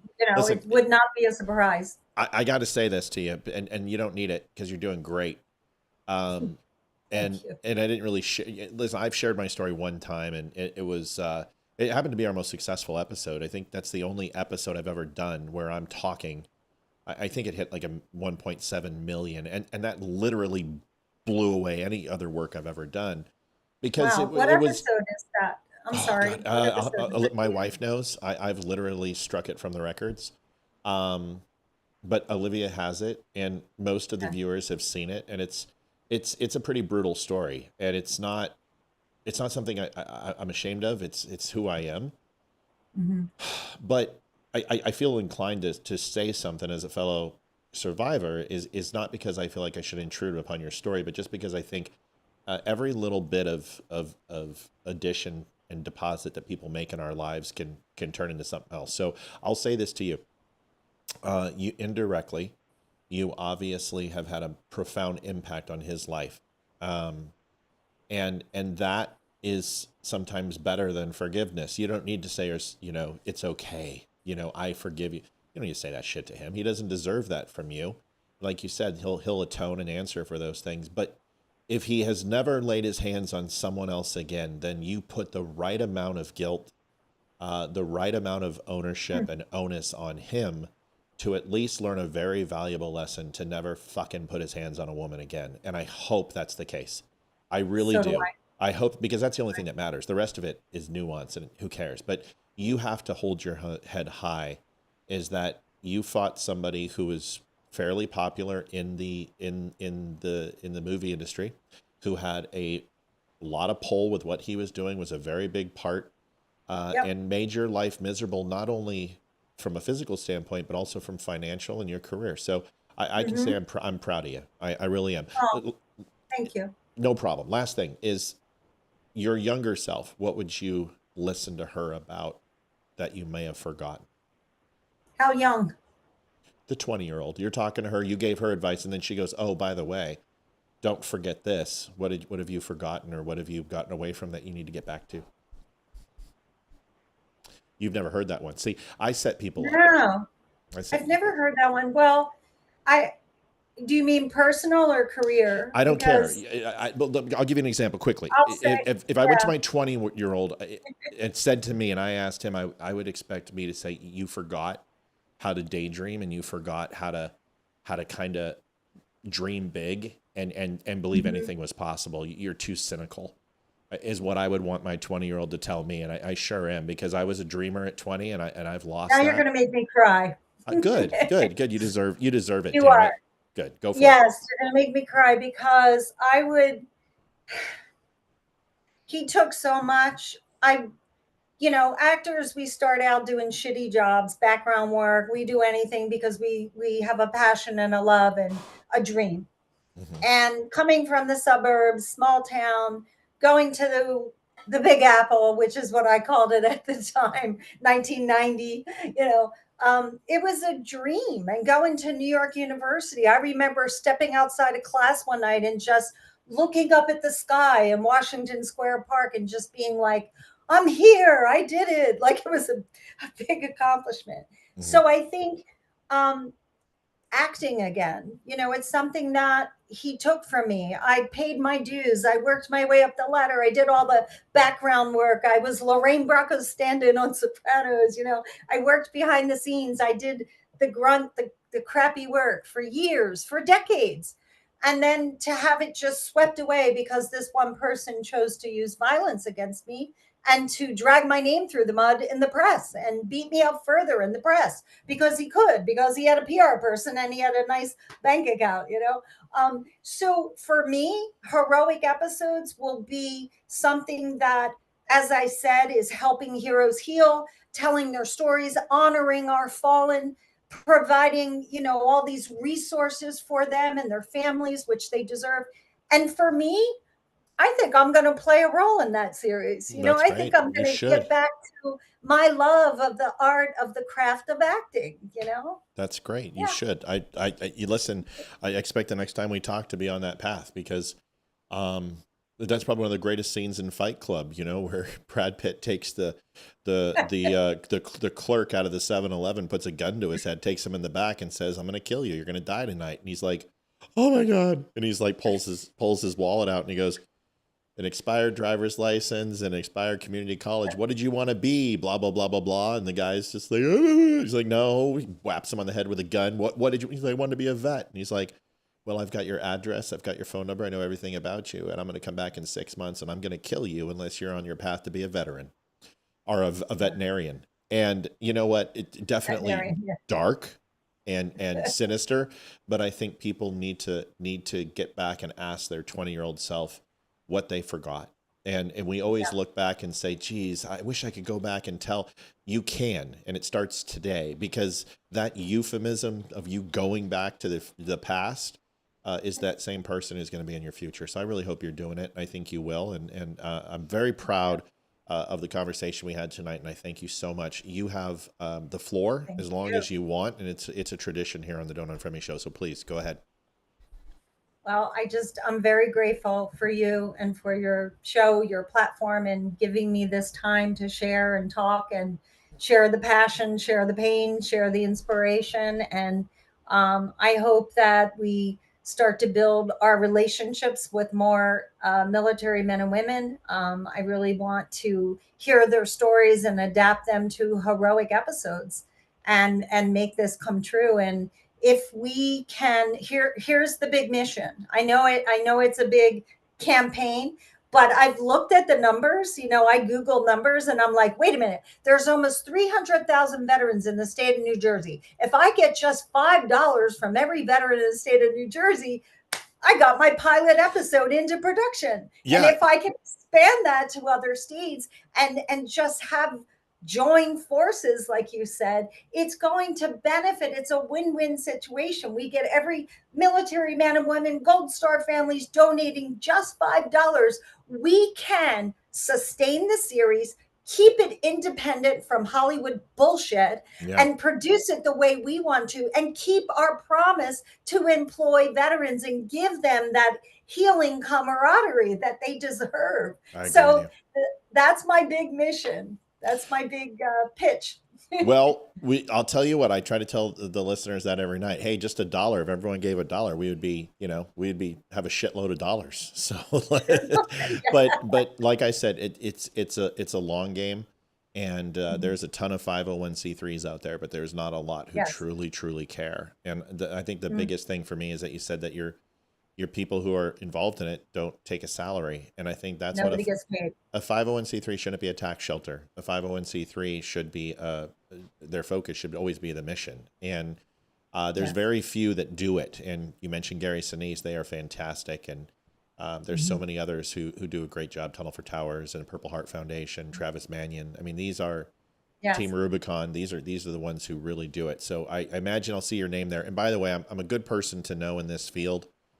So if you would like me to open up the door on building a relationship with most of those 501s, I've got a point of contact that you really need to speak with. Somebody who runs something called Burbiz, and it's a group of veterans, and they come together and they meet in San Antonio, they meet in DC, and it's a very large event. They go to SHOT Show every year in Vegas, and essentially it's Oh, okay. all the big 501c3s join together Yes. and they go drink bourbon, and it's a great group. I And, better start drinking bourbon. I'm not drinking so bourbon tonight. I was gonna say that wine shit needs to go away. So a good, like, especially a white wine. I'm just saying, Just whiskey. saying. All Well, right. this is actually an iced tea combo. Oh, iced tea and what? I don't know if I'm allowed to. Am I allowed to show it? Sure you are. Nobody cares. This I'm not is. smart. Oh wait, I got the weird thing going You got on the with green camera. screen. Okay. Yeah, it's called Surfside. It's peach green tea and vodka. Oh, well, that's okay. That qualifies. Vodka. I know it's still a sissy drink. I will. It's not a I'll try sissy bourbon. drink. It's not a sissy drink. Listen, I used to be a bartender, man. Long Island iced teas will put you on your ass. So was I. I bartended 15 years. Yeah, I was. Did you? I was a kick-ass bartender. That's yes. where you get it. That's where you get it. Did Yeah. you used to smoke? No, I didn't. Yeah, I was gonna say you remind me of a bartending. I used to bounce bar at the Cowboy Bar. I don't know if most people have heard it in Wyoming. The Cowboy Bar. It's pretty rough and tough. I used to Oh, wow. bounce. I used to bounce that bar out of college. Well, out of the military, and it put me through college. Really? And I was a bartender there. Yeah. So I loved bartending. If I could go back, like that's one of my dreams is open up a bar. And having a bunch of shit kickers in there and playing some country music. That's where I'm at home.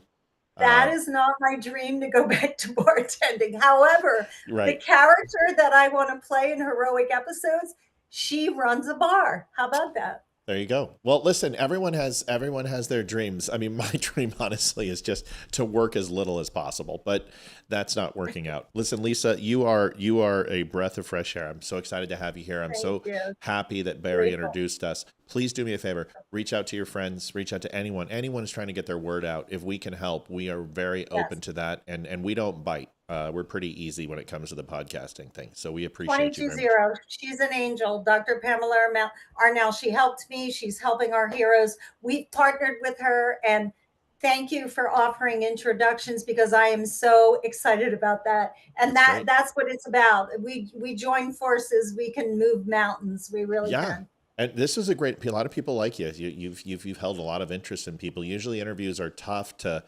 keep people, but we've steadily grown. And in Legacy, we're about 165 people, and then non-Legacy, which is Wimkin and Rumble. These are channels that are still big for us. We have about 75 on. So you pulled in good 300 some odd people. That's a good night, and you did a great Awesome. job. So you did awesome. So I'm thank you, grateful. ma'am.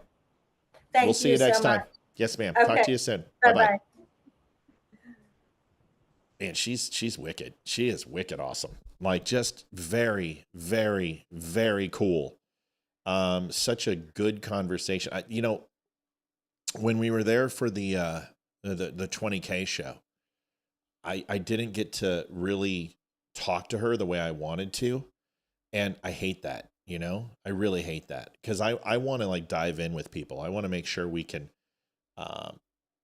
build a relationship with people and really get to know who they are. So, that was fun. That was a good time.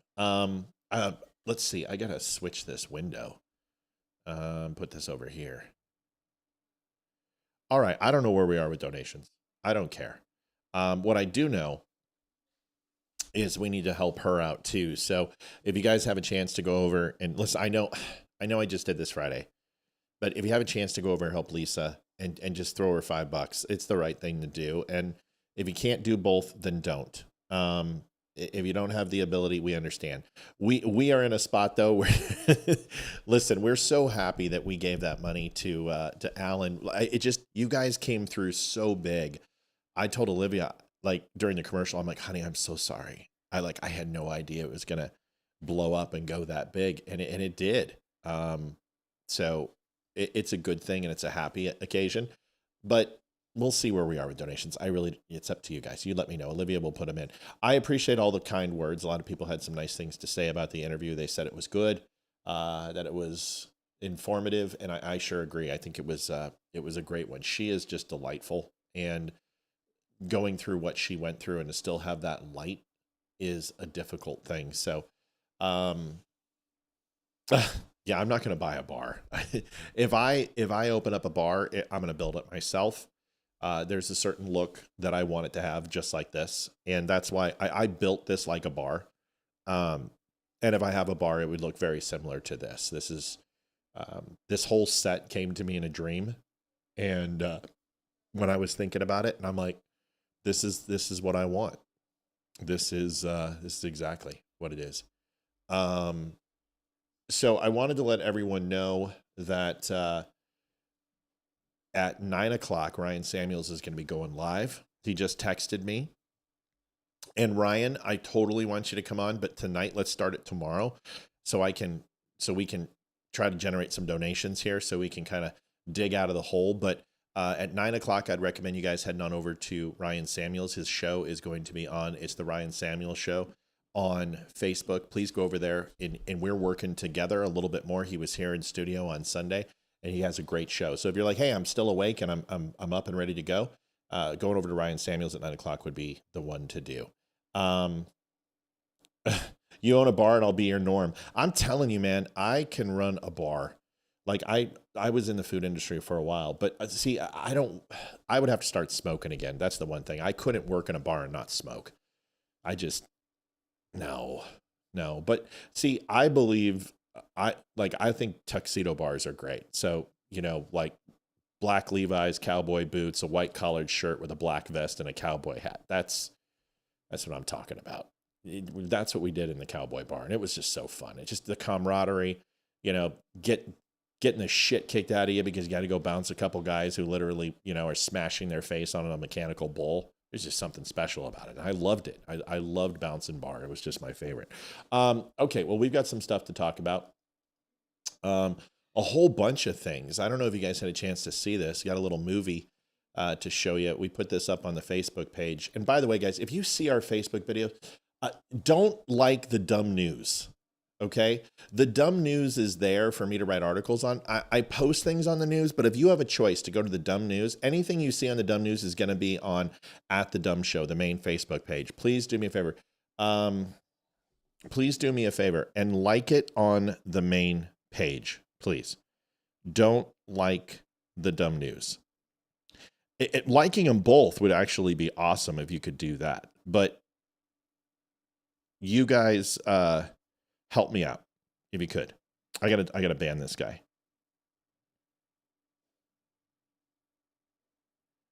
Ban him. And ban him from my page. And delete comment. Okay, he's gone. See ya, dude. But anyway, that's the thing.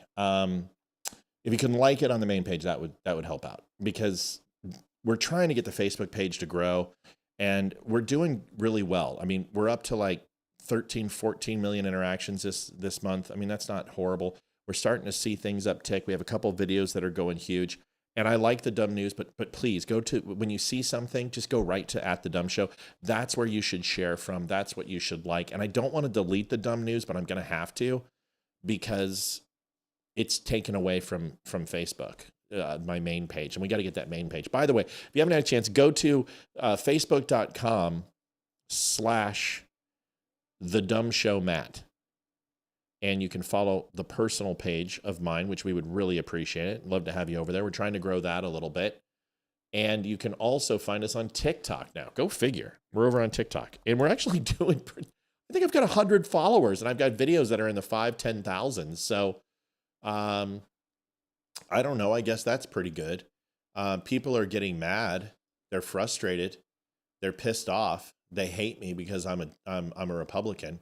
And that's cool too. I don't mind. So not much has changed. But I just got 100 followers. See? I'm growing. But seriously, last video is, 700, 800, 841, 500, 2,100. I've got 100 followers and I'm up in the thousands. So if you haven't been over to TikTok, go over to TikTok. And I understand you may not follow TikTok. That's fine. We're just over there. TikTok.com/@thedumbshow. We're going to show a quick commercial because I've got to do the trivia question, and Olivia wants to do the trivia question. And I want to try to get done, but we got to try to hit goal here.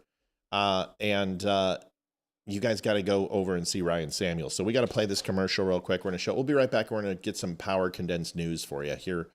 Do we have the question? Oh, yeah, that's not going to do any good. It's going to be buried, hun.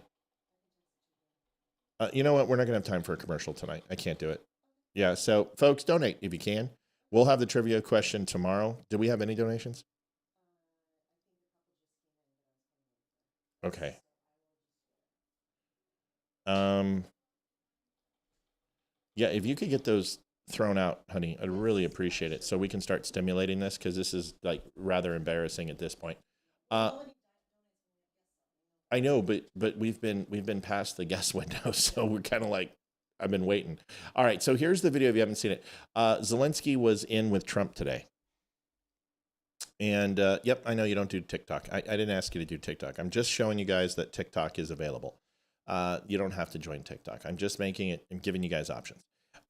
Here was Zelensky 6 months ago. You guys remember this? We covered it.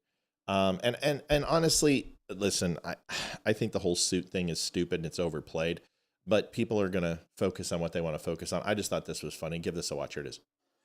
Whoops. I got to change the audio. And if you haven't seen this video, please go over to the show and throw it a big like over at The Dumb Show. Here it is.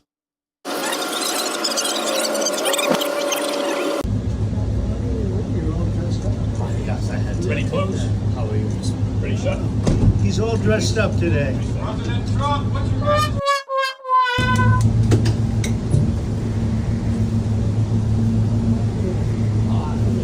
The best I have. You see it. Ready face? Ready step? I believe I can fly. I thought that was funny. How does that not viral? I mean, seriously, come on, man. I mean, I've seen people's content and shit goes viral that I'm just like, how? Like, I was going to yell at Damani tonight. I'm like, dude, you posted something 18 minutes ago. It's at like 150,000 followers. I just suck at this. Maybe that's it. Thomas Austin, thank you for your donation of $51.99. It's absolutely appreciated. Trust me when I say this. We certainly need to make it back a little bit because it's been a rough weekend, to be honest. Whole bunch going on. There's a new video. There's a city councilman. You know, I love when people are like, it doesn't mean anything. And everyone on TikTok is saying that it doesn't mean anything. Listen, if you're a city councilman and you win by 72 votes and you are literally in a truck and you're stuffing ballots into a box, and which is illegal, I've got some issues with that. Of course, people are saying it doesn't mean anything. To me, it means something. Why would you even be in that vehicle? JD Stillwell donated $10. Thank you, JD. We appreciate it. $61.99. We'll get the question tomorrow, JD. I'm sorry, we just didn't have time tonight. Here is this video, and you guys tell me what you think. Is this election fraud? We need to do some investigations, but I'm interested. Here it is. New video obtained by Local 4 shows a black pickup truck pulling up outside Hamtramck City Hall in the middle of the night, just days before the primary election. All of a sudden, the lights turn on inside the truck. That's when you spot 3 men inside, including what appears to be Council Member Abu Musa in the back seat, the same council member who is seeking re-election right now. The video then shows the driver getting out and stuffing absentee ballots into the drop box. The only problem? They don't all fit. He then starts pushing them in before reaching for 2 more stacks. The whole time looking around to see if anyone is watching. After about 2 minutes, the group drives away. And get this, Local 4 found that it happened again, only 4 days later. This time, a different car pulling up with what appears to be the same council member in the passenger seat. He then starts handing bundles of ballots to the driver, dropping off 3 large stacks. City election results show Musa received 1,129 votes during the primary, making him the top contender for city council in November. Michigan State Police confirmed the videos are part of an ongoing investigation. It all comes just days after 2 Hamtramck City Council members were charged with election fraud in connection to the 20 new video. Yeah, and of course, Democrats are like, this doesn't prove anything. Yeah, it proves something. It proves that people are becoming more emboldened to do shit like this in order to get in because there are no consequences. There's never any repercussion. They can do whatever they want and nobody cares. This is the problem with our system. Is that election fraud? Of course it is. But of course, Democrats are like, that doesn't prove a damn thing. Considering that that area has had election fraud before, considering that there is an election fraud case that's being investigated that led to these results of them checking the boxes, it's fairly safe to assume that this is election fraud, or they wouldn't be releasing this and they wouldn't have charged the guy. But yeah, innocent until proven guilty. Fine, let's do that. But what you don't do is sit there and say there's no there. It's not that big of a deal. History of the Democratic Party. I saw this video. I found it really interesting. Frank Wood donated $10. Usual great guest and interview. Thank you, Frank. We appreciate it. We certainly are trying to get there tonight. $71.99 out of our goal of 300. Would love to get it. We're sitting at 11 minutes. We have 11 minutes away. So if you are in the position, you want to help out the show, didn't have a chance to do that yesterday, now is the time. This video is AI. I figured I want to go ahead and give that to you. This is at historydad_AI. I don't really care about the AI. I would have just played the audio, but I felt this was really interesting because this is pretty damn spot on and accurate. You guys know we've talked about this 100 times, the history of the Democratic Party. Watch this. What up, America? It's Andrew Jackson, that guy you roll up to hit some powder. I founded the Democrat Party and chose the jackass as our mascot. Now, as you can probably tell, times have changed a bit from the party back in my day, and present-day Democrats will come to hate me, but that's your problem. Jackson started the Democrat Party to appeal to the common man. Democrats today sometimes give him credit for that, but only after calling him an evil white bigot. Needless to say, the party started off pretty sketchy by today's standards. We were by far the pro-slavery party all the way through the Civil War. After the war, we cleaned up our act and supported the North's Reconstruction efforts. Totally kidding. We doubled down on racism and became the party of the class. Dodie, let's slow down a little bit. Some low-rent city council guy stuffing a box. Election fraud always happens. That's never the argument. I'm not arguing that election fraud doesn't take place. Election fraud happens in every election, and I've never said otherwise. What I said is election fraud that can literally change the presidential election. There is absolutely no evidence that millions upon millions of votes were altered or changed in any way, shape, or form. We've had this argument. I'm not going to do it again. But you know what was proven? That mail-in ballots to blue cities had absolute impact in the swing states. In fact, it demonstrated in some of the most deep-rooted blue areas, 90-10 results, which the rest of the nation did not show that. The highest results were 60-40 splits going left or right of center for Biden or for Trump. We never saw 90-10 splits, even in some of the smallest towns or even the largest towns. It is unheard of in the presidential election. Even in the Mondale election with Reagan, it wasn't that bad. Even Dukakis wasn't that bad. So no one has ever said there is an election fraud. What we've said is to overturn an election of that magnitude would require cheating of proportions that were impossible to cover. That is what I've said. But seriously, we didn't have much of a platform after the war, except Jim Crow, but that was until our boy came in hot on his rollerblades. Then came the Depression. People lost trust in markets, so I wheeled in to drastically expand communism across the country, and Democrats been hooked ever since. Up until this point, blacks had always voted Republican as they were the party that freed the slaves. But after FDR's New Deal, blacks swung 75% Democrat. This was a complete realignment, not because of civil rights. And Dodie, I know that you know that. I just felt that it was important to say, again, I'm aware that we've all been saying election fraud, but that was my point, okay? This doesn't prove anything in regards to, this is a city council. And local elections are very easy. We have it going on right here in Round Hill with the sheriff's department. This level of corruption needs to be addressed. These people need to be arrested and thrown out. And if there is any signs of corruption at any level in government, it needs to be absolutely criticized with extreme prejudice and investigated the same way. And penalty needs to be so severe it stops it in its tracks. I'm with you guys. Rights, but because of economics. All while the Democrats were still the party of the Klan, and their stronghold was the South. We pushed segregation throughout the South and filibustered the 1964 Civil Rights Act for 75 days. It wasn't until Republicans stepped up and found even more votes to pass the bill. So ask yourself, how are Democrats seen as the party of the civil rights? Well, it's because Democrats are very persuasive. But again, it ultimately boils down to economic incentives. Once Democrats realize the power of government spending and handouts, you can appeal to any voter group and lock them in.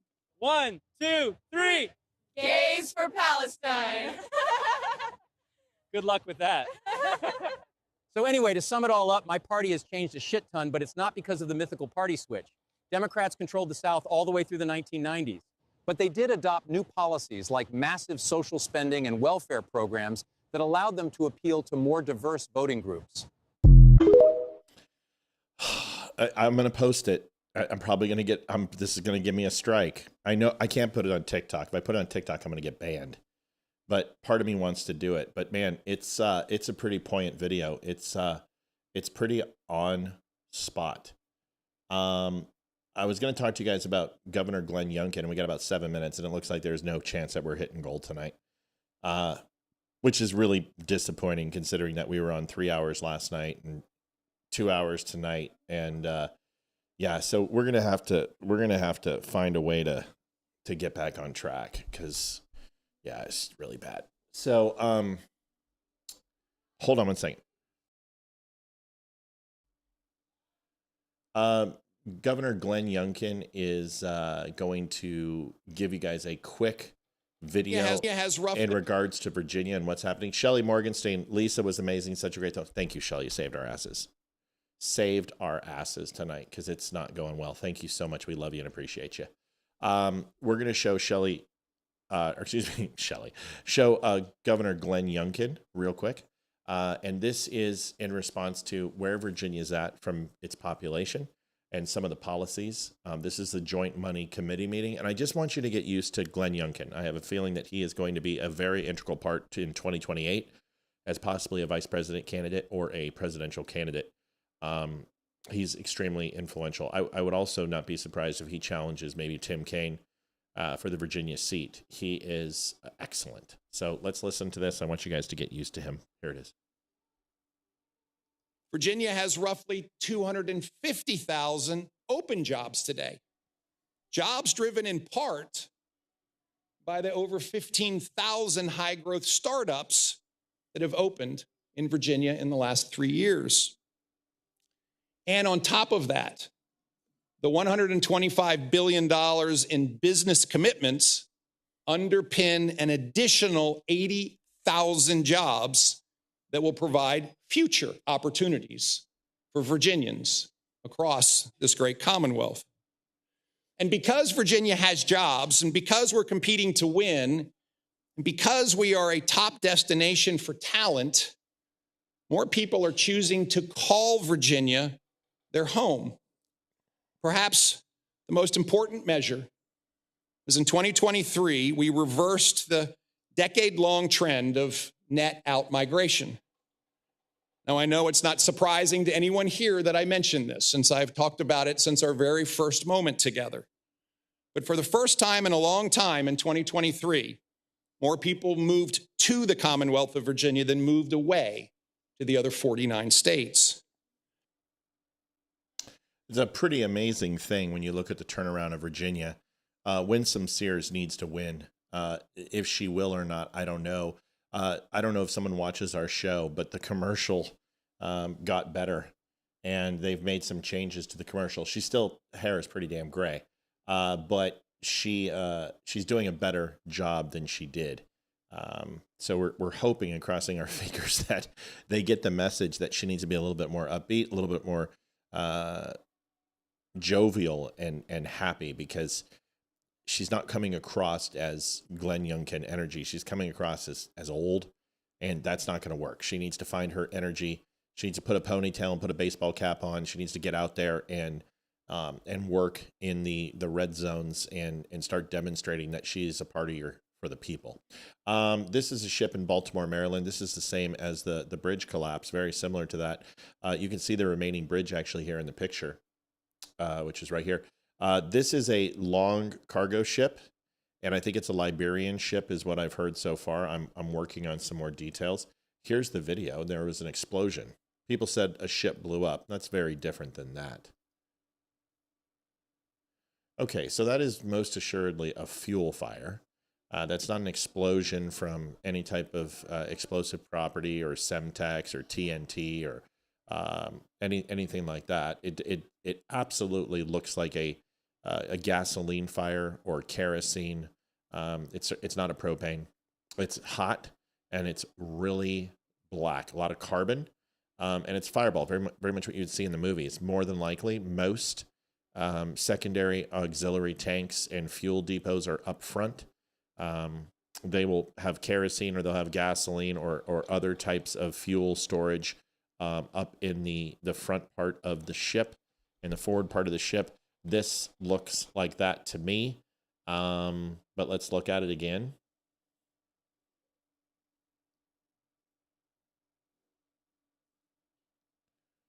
So it looks like, yeah. So this right here looks like a storage like container. In ships, they'll have a cutout in the top of the deck, and then they'll usually have a plate over the top for fuel storage and other things. And you try to keep the fuel in different parts of the ship, and you don't want it contained in one area. One is for ballast, one is for balance of the ship, but also distribution of that much fuel. You don't want it in one spot. This to me looks like a fuel leak that pooled up and then ignited. It's fairly fast. The force is actually not as big as, like, if you're sitting next to it, yeah, you're going to feel it and you're going to burn a shit ton of skin and hair. But if you're 25, 30 yards away from that, you're probably going to be okay. Very, very black. There's some secondary fires. See, you have something here. This is awkward. This is awkward in the sense that it's weird. And I'm trying to discover what this is. If it's a piece of the vessel hitting the water, see that smoke?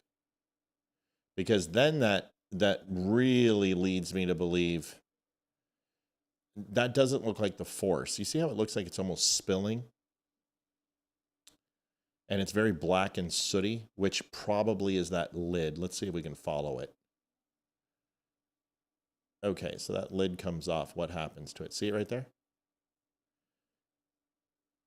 Oh yeah, that's projecting towards the water. So it looks like it's right here. Looks like it comes up. Looks like it rolls over on itself. And it's still carrying through this initial updraft. And there it comes down. See that? And it looks like that hits that retaining wall and then falls. That's what that was. Okay. Yep, because we've got some steam. So that's hot. That metal plate hits, and those pieces of, whether it was a barrel of kerosene or, you know, fuel of some sort, or some sort of noxious chemical. They also carry noxious chemicals up in the front part of the ship. We saw that with the Baltimore bridge collapse, is you saw some sympathetic explosions on the deck that did not have this type of result. That looks like to be the part of the removable part of the deck, and because the fire is put out immediately, and then you just have nothing but black soot, and we're not seeing the water line change, and we're not seeing any part of the port side of the ship damaged. Yeah, that's what it looks like. That just comes down and hits and then falls over the side. That's what it looks like. Let's watch it in real time. That's a pretty big barrel or drum if it is, for Fred.